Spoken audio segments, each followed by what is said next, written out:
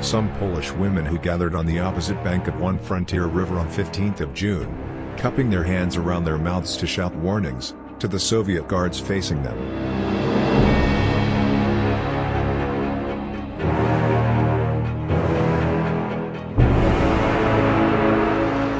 On Sunday, June 22, 1941, as the sun slumbered, 3.6 million soldiers, 2,000 warplane, and 3,350 tanks crouched at the border of Soviet-occupied Poland, ready to invade the communist nation that Joseph Stalin had ruled with steel-fisted brutality for years.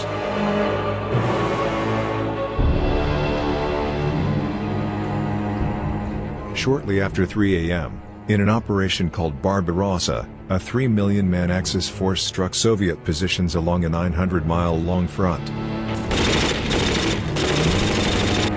German aircraft bombed military bases, supply depots and cities.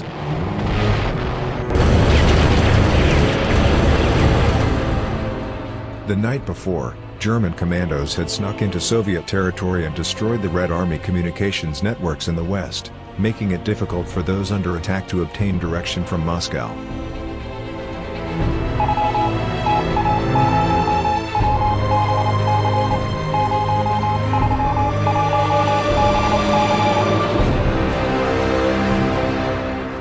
By the end of the first day of combat, 1,200 Soviet aircraft had been destroyed, two-thirds while parked on the ground.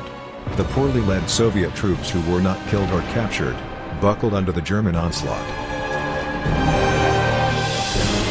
Stalin insisted that it was just a provocation triggered by some rogue German generals and refused to order a counterattack until he heard officially from Berlin.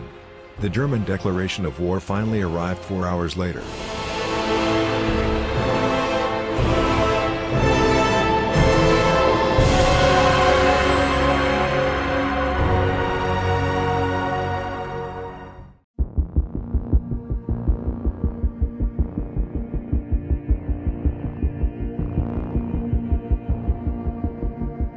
Hitler justified Barbarossa on the basis that the Soviet Union was about to attack Germany from the rear.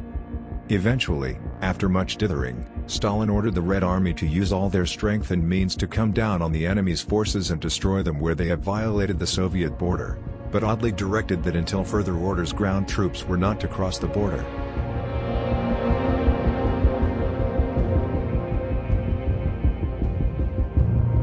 The Soviet dictator lacked the heart to inform the Russian people that the Germans had invaded.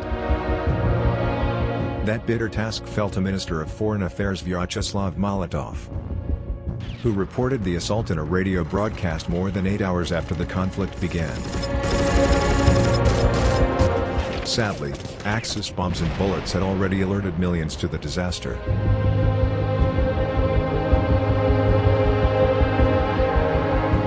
Despite the purging of his military officers, Stalin, fearing he would be blamed for the losses, declined to take on the title of Commander-in-Chief of the Red Army.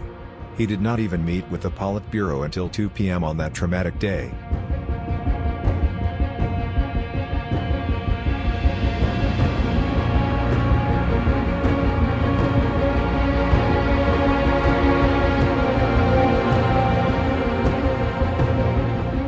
Lacking sufficient skilled military leadership, the shocked Red Army reacted slowly and fearfully.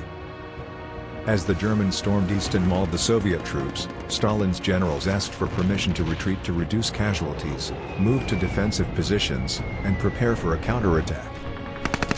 Stalin refused.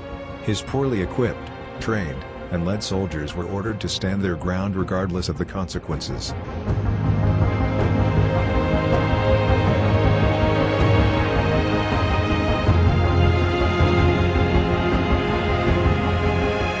Stalin seemed close to a nervous breakdown. The losses were so humiliating that despite being the head of government, he retreated to his summer home and during several gloomy June days of heavy drinking, refused to answer his phone or play any role in his nation's affairs.